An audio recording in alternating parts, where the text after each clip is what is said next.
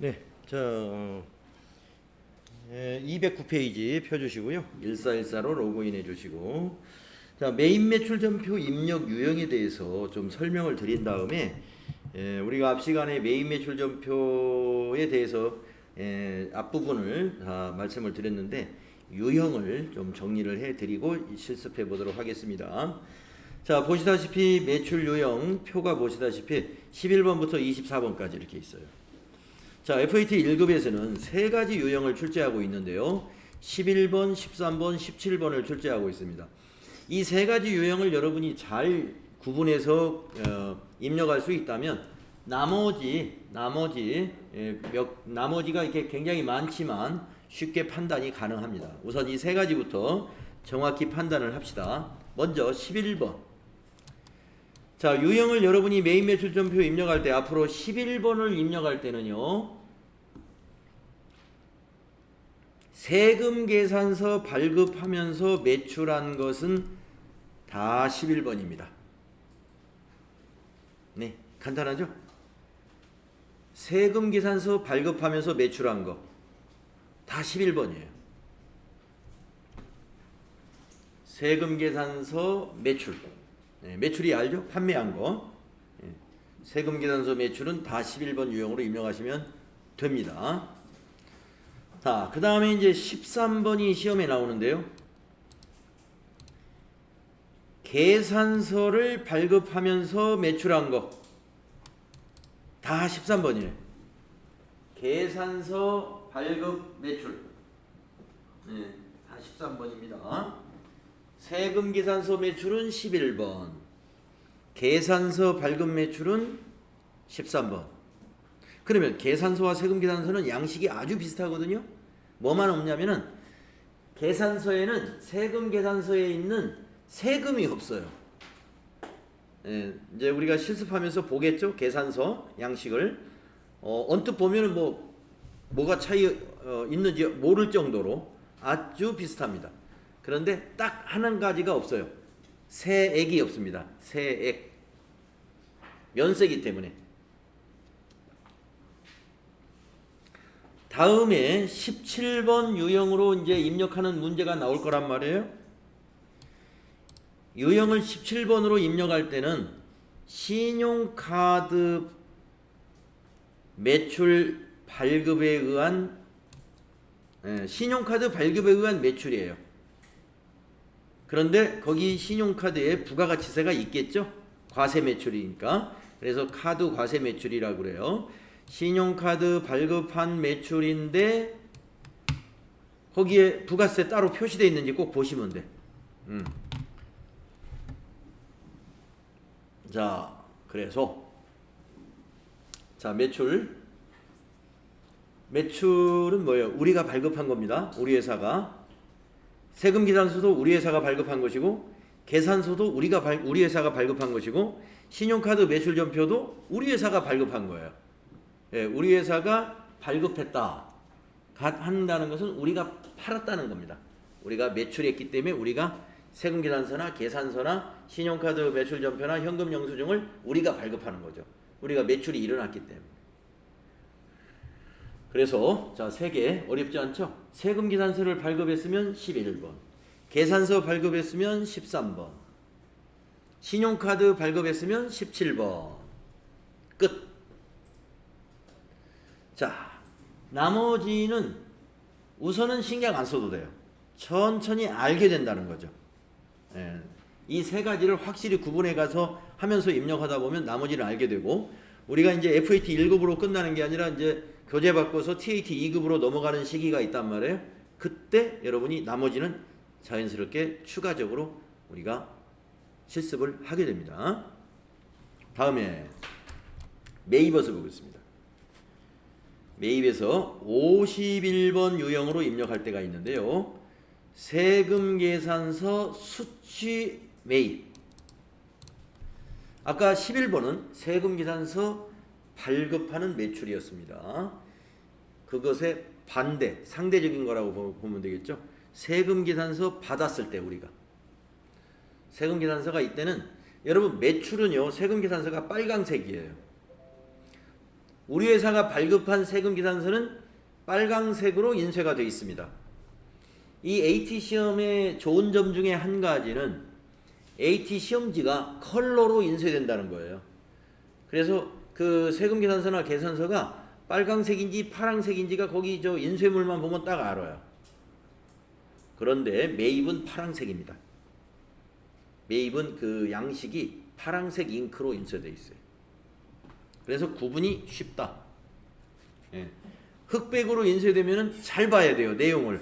이거 매출인지 매입인지 색깔로는 구분이 안 되니까 그냥 검은색으로만 인쇄되어 있는 시험지다 그러면 내용을 잘 읽어봐야 됩니다. 이거 공급자가 우리 회사인지 공급받는 자가 우리 회사인지 그걸 잘 봐야 되고 물론 이거 컬러로 인쇄되더라도 공급자 공급받는 자 봐야 되겠지만 안 보더라도 색깔만 봐도 판단이 되더라 하는 거예요. 자 51번이 뭐라고요? 세금계산서 수취한 매입거래. 다음 53번 유형이 있는데요. 계산서 수취에 의한 매입거래. 계산서 수취. 아까 계산서 매출은 13번이었죠. 계산서 매입은 53번입니다. 계산서 매입했다. 계산서를 발급받았다. 그러면 무조건 53번으로 유형 선택하시면 틀림없습니다. 맞은 거예요. 자, 그 다음에 54번. 54번. 이것 때문에 제가 아까 여기서 약간 실수가 일어났네요. 자, 제가 51번에서 세금계산서 수취 매입은 무조건 51번이다. 그거 취소하겠습니다. 예, 틀린 말이에요. 보니까 세금계산서 수취 매입은 50일 아니면 54다 이렇게 말했어야 돼요. 정정하겠습니다. 자, 세금계산서 매입은 50일 아니면 54다 이렇게 정정하겠습니다. 아까 매출은 세금계산서 매출은 11번밖에 없어요. 11번 과세매출 이 선택밖에 없습니다. 그런데요, 매입은 나눠집니다. 51번은 매입세 공제 가능한 거.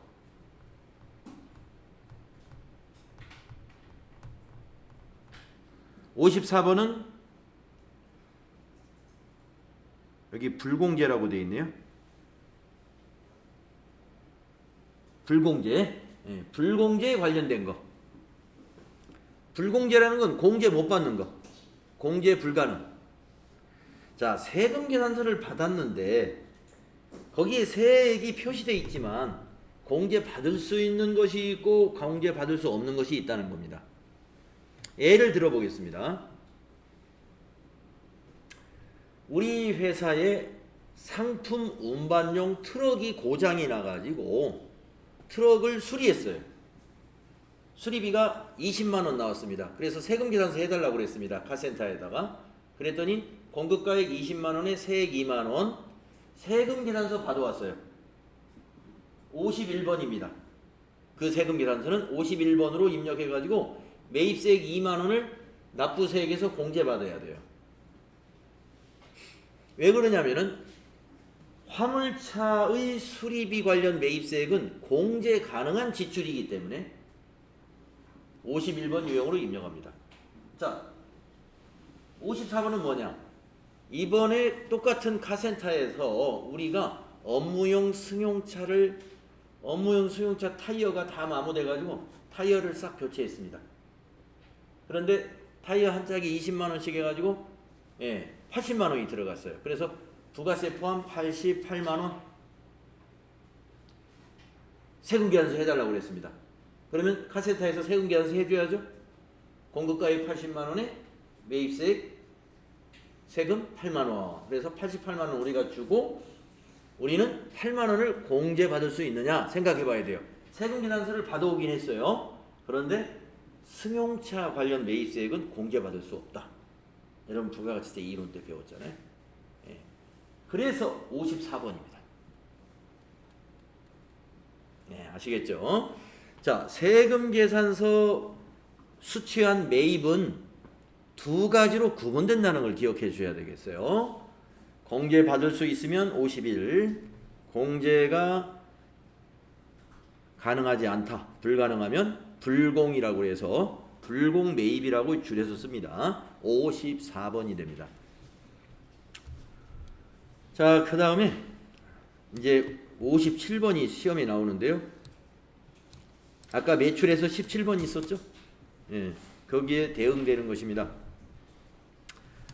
신용카드 매출 전표 수치에 의한 매입입니다. 부가세가 있어야 돼요. 예, 당연히 카드 과세 매입, 예, 과세 대상 거래이니까 부가세 있겠죠. 그래서 57번인데 57번을 또 설명하면서 그러면은 신용카드 매출 전표 수치에 의한 매입 부가세 10% 있으면 무조건 매입 매출 전표에 57번으로 넣어야 되느냐? 넣어서는 안 될 게 있습니다.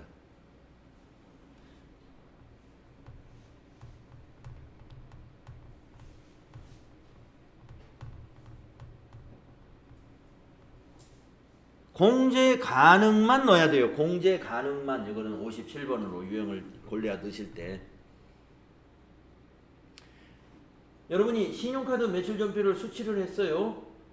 그러면 매입 매출 전표에 57번으로 다 넣으면 된다? 부가세 있으니까 안 돼요.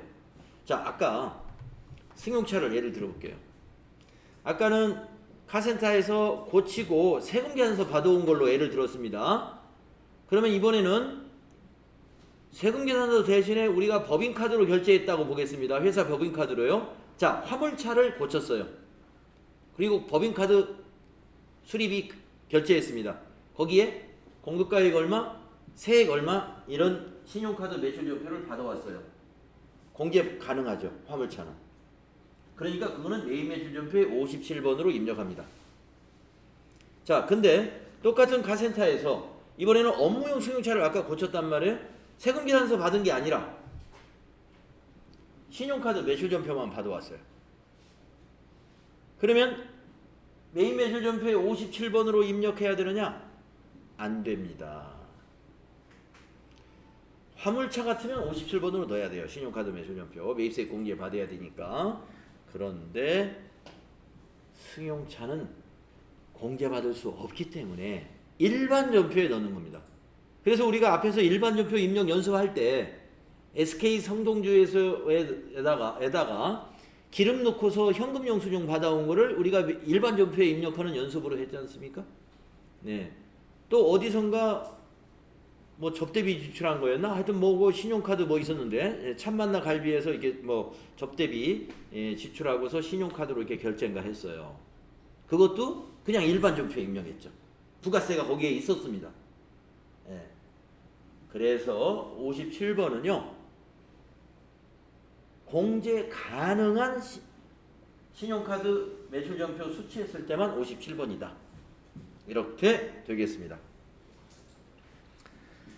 자, 우리 AT 시험에서 이렇게 7가지 유형이 매입 매출전표로 출제가 됩니다. 7가지 유형이. 자, 그러면은 다음에는 이제 전자세금계산서 발급하는 문제가 한 문제 나오거든요. 전자세금계산서 발급하는 절차가 여기 더존 I 플러스 실무 교육용 프로그램, 뭐 실무 프로그램과 똑같습니다만은 발급하는 절차가 이렇게 나오는데 이거는 실습을 하는 게 낫지 이걸 읽어보는 게 별 의미가 없어요. 나중에 실습하면 다 알게 됩니다.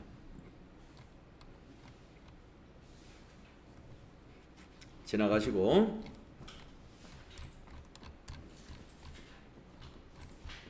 수행 내용 바로 가겠습니다. 수행 내용. 자, 이제 매입 매출 전표 입력하는 연습이죠. 지금까지 우리가 앞 시간까지는 일반 전표 입력을 숙달했다면 이 시간 오늘은 매입 매출 전표 입력을 숙달하게 됩니다. 그러면 전표 입력 연습이 다 끝나요. 사실상 아주 중요한 실습이 거의 끝나는 셈입니다. 자, 거래명세서에 의한 전자세금계산서 발급 및 전송이라고 되어 있습니다. 이게 무슨 말이냐면은 거래 명세서를 보고 요 밑에 거래 명세서를 보고 전표 입력해 가지고 전자세금 계산서를 발급하고 국세청에도 전송해라 이런 의미입니다. 자, 내용을 보면은 코디나라에다가 여성정장이라는 상품을 전액 외상으로 매출했다라는 거래입니다. 여기다가 분계를 한번 써보아라 라고 되어 있네요. 분계를 한번 써보도록 하겠습니다. 자, 우리가 매입매출전표 분계가 자동으로 됩니다만은 손으로 자꾸 써봐야 됩니다. 그래야 실력이 느는 거예요. 자, 우리가 외상으로 팔면 차변의 외상매출금이죠. 예, 외상매출금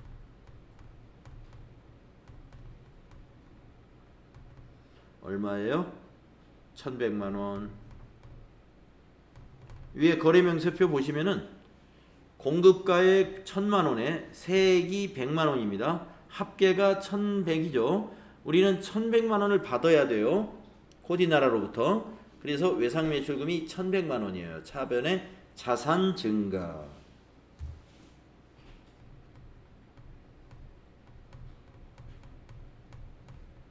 대변을 한번 기록해 보겠습니다. 상품 매출이죠.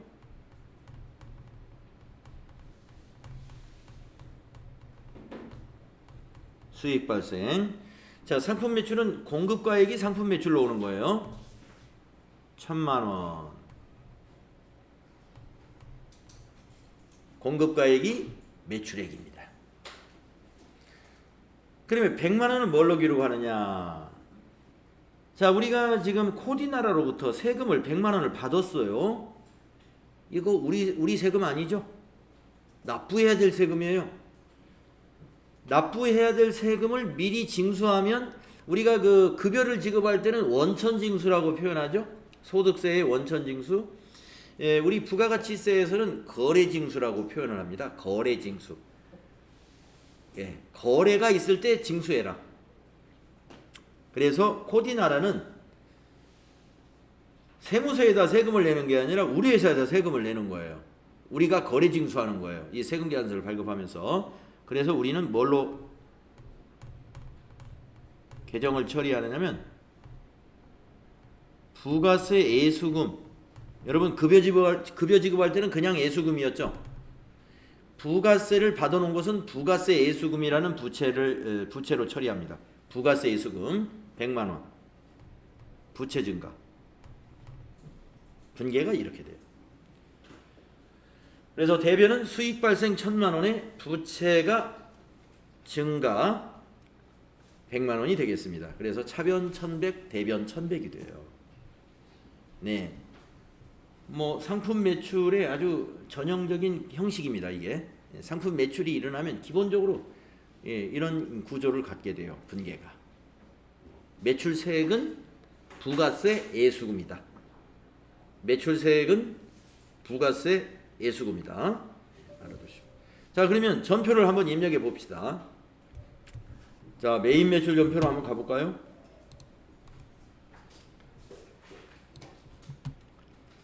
메인 매출 전표. 날짜를 역시 먼저 입력을 합니다. 날짜가 거기 보시면 거래 일자가 날짜입니다. 7월 10일이네요. 7 엔터 10. 예. 7월 10일 입력됐죠? 자, 유형으로 가야죠. 예. 커서를 엔터를 쳐서 유형에 가면은 두 칸으로 쫙 밑으로 메뉴가 나타납니다. 두 칸으로. 왼쪽 칸은 매출, 오른쪽 칸은 매입이에요. 저는 여기서 여러분에게 항상 시험을 준비하는 여러분들에게 마우스로 클릭하지 말라고 제가 항상 권장을 해드리는데, 왜냐하면은 마우스 클릭은 그 옆에 다른 메뉴를 누를 수가 있어요. 자기도 모르고. 그래서 실수가 일어날 우려가 있습니다. 그래서 저는 키보드로 유형을 직접 타이핑하기를 권장합니다. 자, 그러면 지금 우리가 거래명세서입니다만은 이 거래명세서를 보고 입력은 하지만 앞으로 이거 세금계산서 발급할 거죠. 지금 발급할 거예요. 발급하라고 문제가 나왔죠. 그러니까 여러분 세금계산서 발급하면서 매출은 11번이다. 아까 정리했죠. 그래서 여기를 11 이렇게 타자하세요. 예.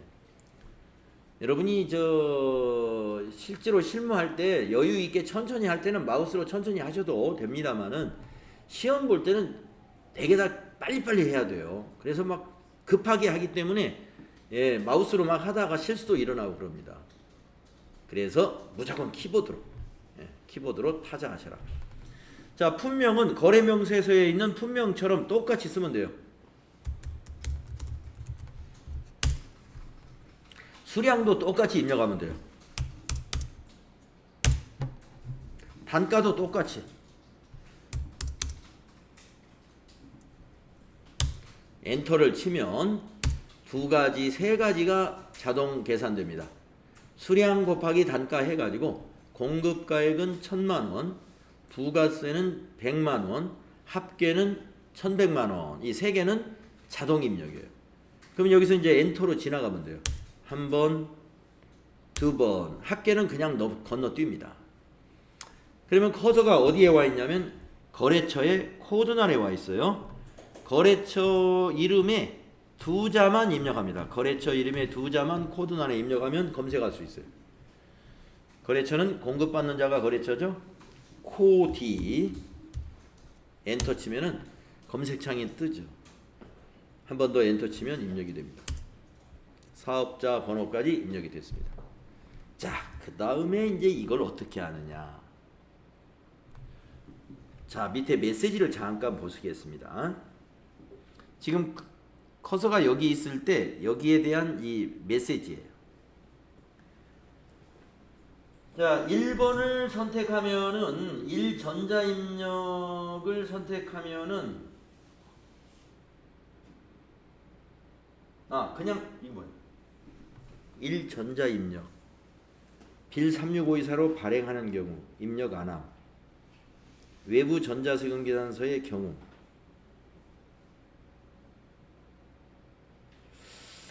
(0번이) 죄송합니다. 여기 0번이나 1번이다 이거예요. 0번이나 1번 여기다 입력할 수 있는 것은 0번 아니면 1번이다 이거예요. 0번 아니면 1번. 그 중에서 0번이 이거예요. 빌 36524로 발행하는 경우 0번 입력 안 한다 이거예요. 또 외부 전자세금계산서인 경우에도 0번 입력 안 한다 이겁니다. 1번은 뭐예요?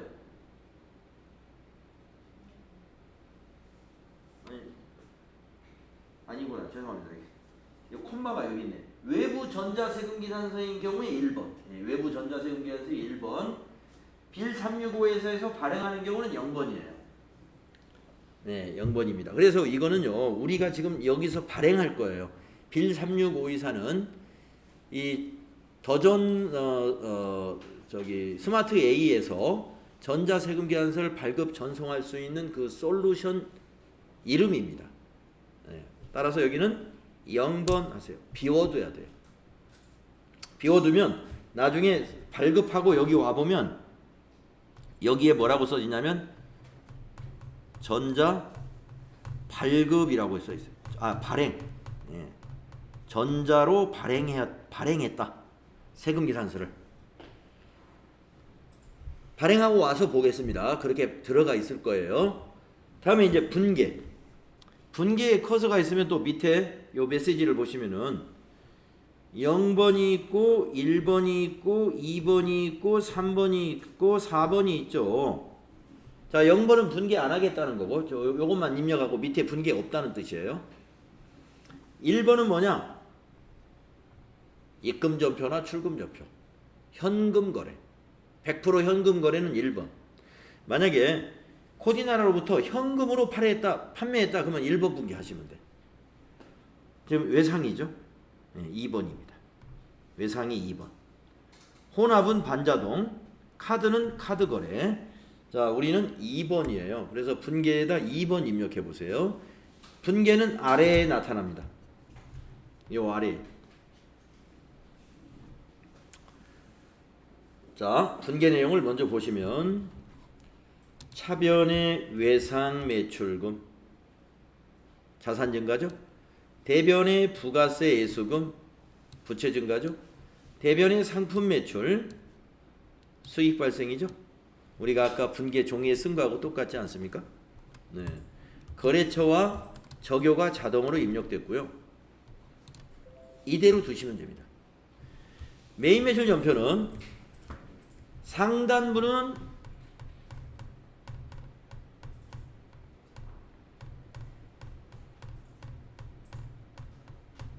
부가가치세 신고 서류로 전달이 되고 신고 관련 서류로에 전달이 되고 밑에 하단부는 우리가 일반 전표에 입력하고서 확인해 봤던 총계정 원장이라든지 현금 출납장이라든지 거래처 원장이라든지 여러 가지 보조 장부들이 있었죠. 그 장부에 가는 거예요. 밑에 하단 분계는 두 가지 일을 하는 거예요. 이 메인 매출 전표가 하는 역할이 두 가지 일을 해요. 회계 처리도 하면서 부가가치세 신고 준비도 같이 하는 거예요. 상단에 입력하는 것은 부가가치세 신고 관련 서류로 전달이 되고 하단에 입력되는 것은 회계장부, 우리 메인 매출 전표가 아닌 일반 전표에 입력할 때 입력하고 나서 쭉 저 시산표까지 쭉 한번 손익계산서까지 한번 구경해봤죠. 어떻게 전달이 되는지. 그것입니다. 이 밑에 거는. 그 역할. 자, 그러면은 우리가 이제 그동안 메인 매출 전표 입력하기 전에는 말이죠. 일반 전표 입력할 때는 수익과 비용이 전부 다 영업 외 수익이거나 비용이 판매 관리비 이런 거였습니다. 예. 그러면 이제 처음으로 매출액이 발생했어요. 상품 매출은 영업 수익이에요. 그래서 손익계산서에 매출액이 1,000만 원 반영됐는지 한번 보도록 하고요.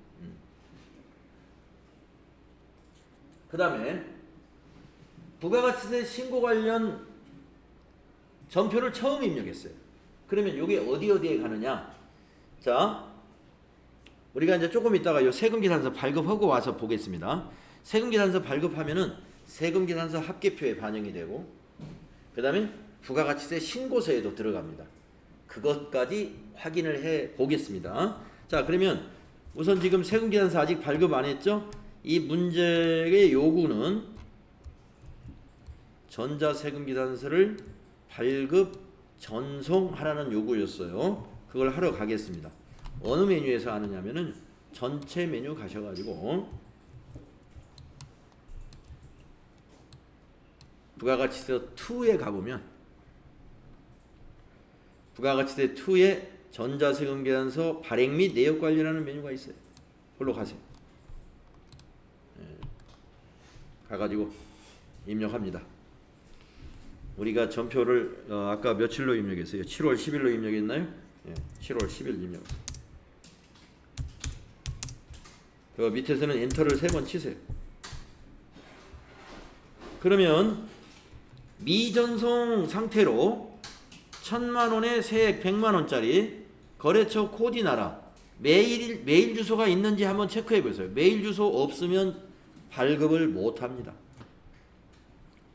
우리가 거래처 등록할 때 거래처 담당자의 이메일 주소 입력했었죠. 거기에서 거래처 등록에서 이메일 주소를 빠뜨렸다면은 지금 여기서 가서 거래처 등록에 가서 이메일 주소 넣고 와야 돼요. 예, 있는지 한번 확인해 보시고. 자, 여기 처리 상태 미전송은 거래처에 전송되지 않았다는 것이고 국세청에 아무것도 없죠. 국세청에 발송되지 않았다는 의미입니다. 그러면 계속해서 여기 앞에 체크를 하겠습니다. 체크박스 있죠? 자, 체크박스 체크하시고 위에 메뉴가 이 2개 메뉴를 쓸 텐데 처음에 전자발행 메뉴 쓰고 돌아와서 두 번째 아카데미 전자세금계산서라는 메뉴를 쓸 겁니다. 자, 처음에 전자발행 누르시고요. 자, 로그인이 이제 실제로 이게 발행할 수가 없으니까 가상으로 일어나는 거예요. 예, 이 사업자 번호로 아이디와 비밀번호가 자동으로 만들어져 있습니다. 그래서 이거 그대로 두시고 확인 눌러야 돼. 아이디 바꾸시면 안 돼요. 그대로 그냥 확인하면 이렇게 전자세금계산서 발행 이미지가 나타납니다. 전자세금계산서 한 건을 발행하시겠습니까? 발행된 세금계산서는 매입자 확인 여부와 상관없이 발행일의 이길날 국세청으로 일괄 전송됩니다. 실무용 프로그램에서는 실제로 국세청으로 전송이 되겠죠. 근데 우리 교육용 프로그램에서 이게 국세청으로 전송되게 해놓으면 말이 안 되죠. 그래서 시험 볼 때는 이 기능이 작동을 안 하기 때문에 여기서 전송하라고 이렇게 메뉴를 실무용에는 없는 메뉴를 하나를 더 만들어 놓았습니다. 자, 그래서 여기서 이제 공급자 정보라든가 공급받는 자의 정보라든가 그 다음에 이런 것들을 확인을 하는 거예요. 원래는 여기 외상에다가 입력을 해야 되는데 이거 평가 시험을 안 보기 때문에 우리가 입력을 안 했는데 입력을 안 해도 됩니다. 자, 취소 누르고 입력을 이번에 해보겠습니다. 취소. 보니까 외상에다 입력 안 했네. 취소하시고 여기 외상에다 다시 입력을 해볼까요? 여기 밑에 하단에 1100만원. 자, 이번에만 입력할 거고요. 앞으로는 안 할 겁니다. 왜? 시험에서 뭐라 그러냐면 이거는 평가 안 하겠다. 그러니까 입력 안 하고 그냥 넘어가도 돼요. 자, 다시 전자발행 눌러보시고요. 이제 이 금액을 청구함. 예상 미수금의 1100, 합계의 1100. 아까는 여기에 없고 그냥 합계 금액만 있고 청구함 이렇게 돼 있었죠. 네. 자, 시험 볼 때 이거는 신경 안 써도 돼요. 아래 거는. 여기만 정확히 맞는지 보시면 돼요. 자, 그러면 아래쪽에 있는 발행을 누르면 거래처에 발행이 됩니다. 한 건이 발행되었습니다. 어떻게 발행됐을까요? 빌 365회사에서 이곳으로 메일 전송이 됩니다. 그래서 여기 처리 상태를 보면은 확인 요청. 이제 메일이 가가지고 거래처의 담당자에게 메일이 가서 세금계산서 확인 요청 상태다. 이런. 국세청에 내일까지 발행해야 된다. 전송해야 된다. 이게 발행 대상. 자, 실무용 프로그램에서는 그냥 발행 대상으로 그냥 놔두면 됩니다. 자동으로 전송을 해요. 내일까지. 그런데 우리 시험 보실 때는 어떻게 하느냐? 이걸 꼭 눌러야 돼요. 아카데미 전자세금계산서 클릭할까요? 그러면 이렇게 웹사이트 빌 36524 홈페이지 그림이 나타나고 가상으로 로그인을 합니다. 자, 로그인 단추 누르시는 거예요. 누르면 이와 같이 왼쪽에 세금계산서 리스트라는 것을 보시고 미전송을 체크합니다. 미전송을 체크하고 아래에서 매출 조회를 합니다. 그러면 나타나요. 조금 전에 코디나라의 확인 요청 상태인 것이 나타납니다. 그래서 이걸 보시고 아, 맞아, 이거다. 요거 눌러주면 돼요. 발행 눌러주시면 발행 완료되었습니다. 확인해 주시면 끝. 이 창은 닫으면 됩니다. 그러면 여기 아까 국세청의 발행 대상이 아직은 그대로 보입니다만은 상단에 여기 조회라는 단추를 한번 눌러보시게 되면 바로 바뀝니다. 전송 성공 이렇게 바뀌어져 있고요. 이 창은 닫아주시면 돼요. 닫고 메인 매출 전표 창으로 와서 아까 여기 비어 있었잖아요. 화면을 한번 바꿔줘야 되니까 화면 바꿔주는 게 저 위에 있는 이 조회입니다. 조회하면은 화면이 한번 바뀌어져요. 딱 화면을 재실행해가지고 아까 비워두었던 전자세금란에 전자 발행되었다라고 나타납니다. 예. 선생님, 전자 입력하고 전자 발행하고의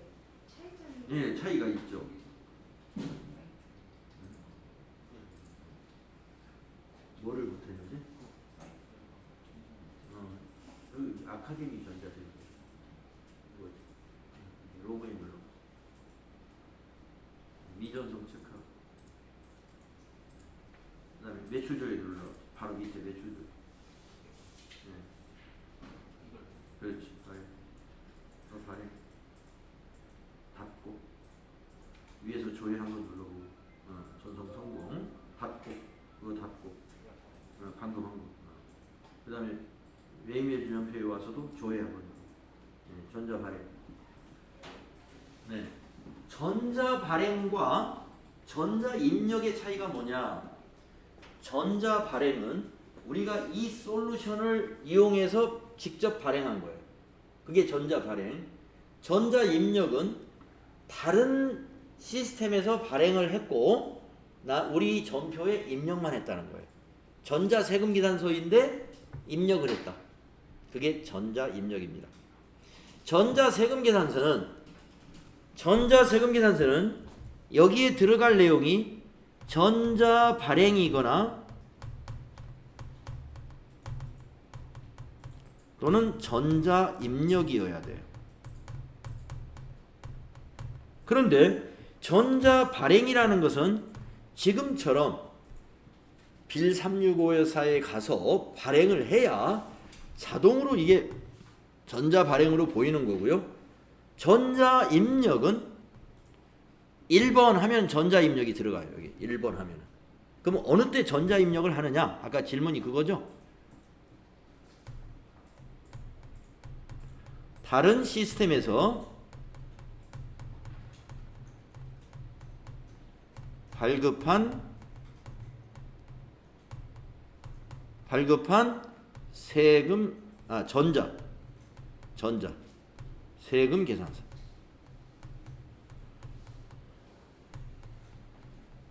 종이 세금 계산서는 어떻게 해야 돼요? 그냥 비워둬야 돼요. 다른 시스템에서 발급한 전자 세금 계산서만 1번 해가지고 전자 입력이 나타나도록 하는 겁니다. 그러면 지금 다른 시스템에서 발급했다는 것은 다른 시스템에서 전자 발행을 했다는 건가요? 그렇죠. 맞아요. 그러면 우리가 파는데 왜 다른 시스템에서 전자 발행을 했을까? 첫 번째 하나 사례. 우리는 더존 회계 프로그램만 쓰고 빌 36524의 전자세금 계산서 발송 관리 시스템은 사용하지 않는다. 왜냐하면 전자세금 계산서 발행할 때 수수료 받아요. 별도의 비용이 들어가는 거예요. 이게. 그런데 국세청 홈택스를 쓰면 어떻게 돼요? 무료. 국세청 홈택스에 전자세금 계산서 발급 시스템이 있습니다. 돈 안 받아요. 그러니까 조금 귀찮고 시간이 걸리는 단점이 있지만 회사 업무가 바쁘지 않고 규모가 작은 회사들은 더존 프로그램을 좀 싼 거를 써가지고 여기서 회계 처리만 하고, 전자세금 계산서 발급은 홈택스에 회사 아이디 만들어가지고 홈택스에서 전자세금 계산서 발급해요. 그것을 회계 처리하려면 여기다 입력해야죠. 그 다음에 매출의 경우는 그렇고 매입은 어떻게 될까요? 우리가 발행하는 것이 아니라 매입 전자세금 계산서는 전부 다 다른 회사에서 발행한 거죠. 그래서 매입 전자세금 계산서는 전부 다 저기가 뭐예요? 전자입력. 매입은 다 전자입력이 되는 거예요. 비워두는 경우는 언제? 전자세금 계산서가 아닐 때는 비워둬요. 종이세금 계산서라든가 신용카드 매출전표라든가 현금 영수증이라든가 전자세금 계산서 아닐 때는 비워두는 거예요. 네. 자, 그러면 우리가 매입 매출 전표에다가 1,000만 원에 부가세 100만 원짜리 매출 거래를 하나 입력을 해봤습니다. 자, 먼저 부가가치세 신고 관련 서류 두 곳에 반영이 됐다고 그랬는데 어디에 반영이 됐냐면은 전체 메뉴에 나가 보시면은요, 이쪽이 부속 서류들이 이쪽에 있어요. 여기에 보시면 부가가치세 신고서 하고요. 지금 세금계산서 건이기 때문에 세금계산서 합계표 하고요. 요 두 곳에 반영이 돼 있어야 돼요.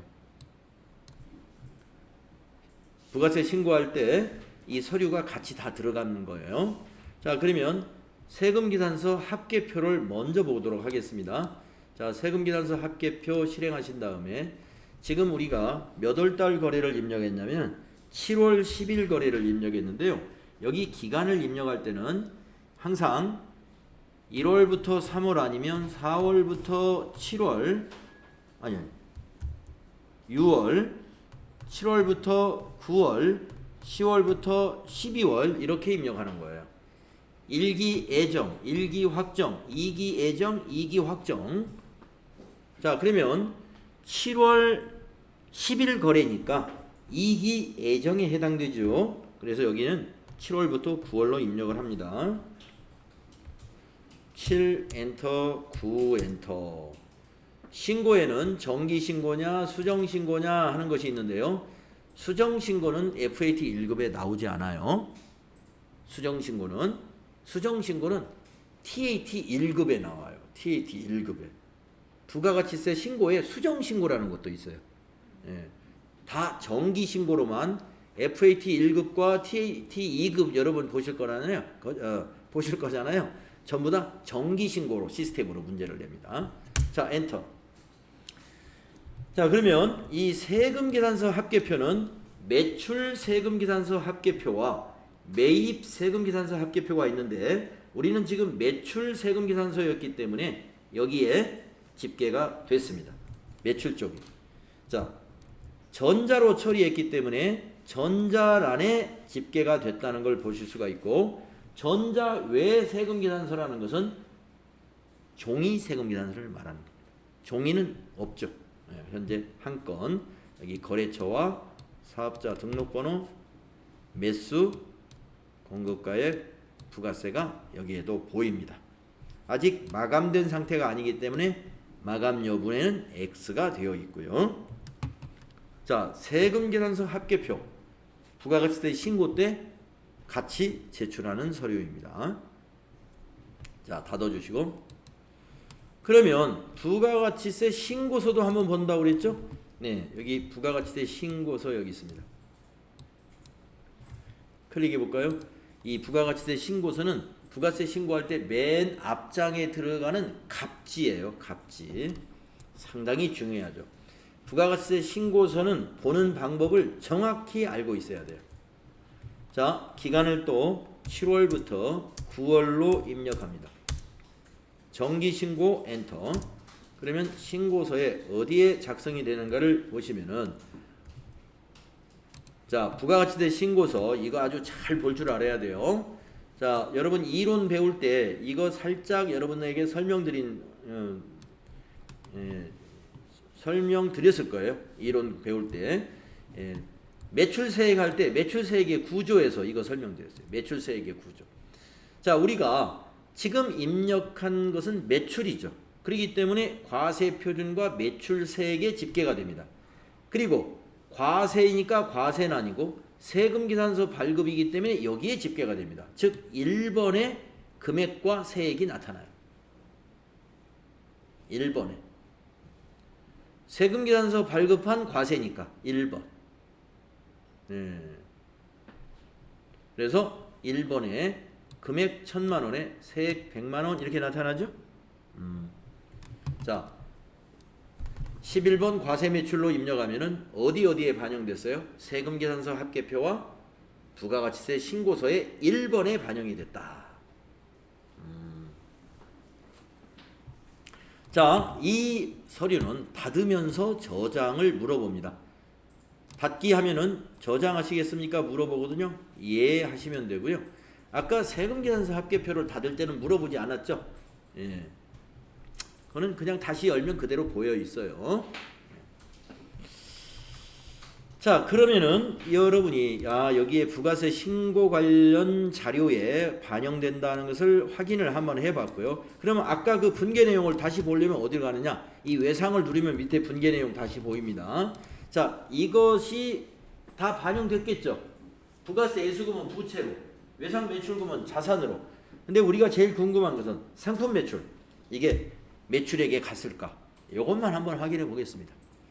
손익계산서를 한번 보겠습니다. 전체 메뉴 가셔가지고 손익계산서 12월로 조회 한번 해볼까요? 12월 달로. 자, 지금 7월 자료니까 12월에 반영이 됐죠. 자, 매출액 보세요. 상품 매출 1,000만 원. 예. 우리가 메인 매출 전표에 공급가액, 상품 매출은 손익계산서에 영업수익인 매출액으로 반영이 됩니다. 그래서 그동안에 계속 뭐가 났을까요? 당기 순손실이 났을 거예요.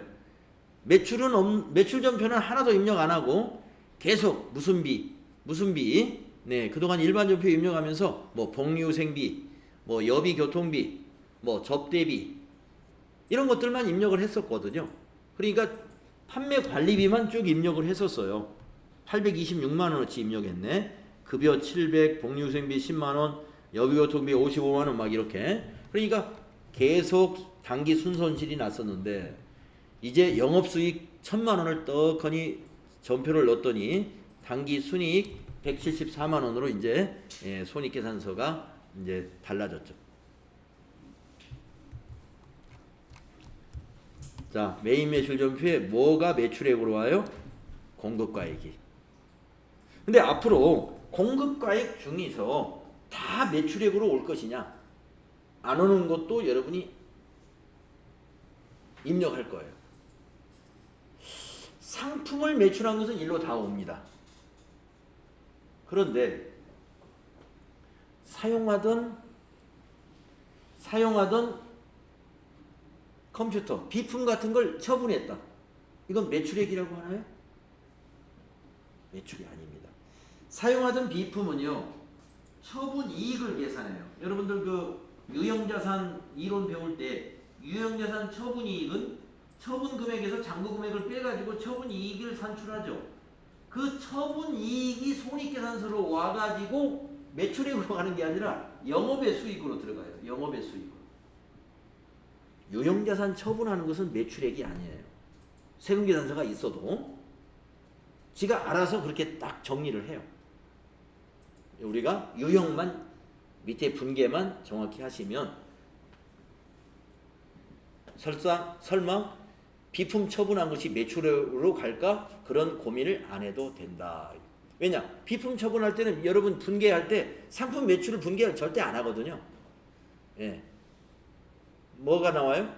유형자산 처분이익, 아니면 손해봤으면 유형자산 처분 손실, 그걸 산출할 거란 말이에요. 그러니까 그거는 여기 밑에 나타나요. 매출액으로 안 갑니다. 부가세 신고서에는 매출세액이 있으니까 거기에는 가요. 근데 손익계산서에는 안 온다 이거예요. 아, 손익계산서에 매출액으로는 안 간다. 네, 그 뜻입니다. 네. 자, 우리가 지금 하나 딱 해봤는데요. 감 잡으셨죠? 메인 매출 전표 입력. 자, 그러면 좀 쉬는 시간이 됐으니까 쉬었다가 다음 두 번째 문제도 한번 해보겠습니다. 쉬었다가.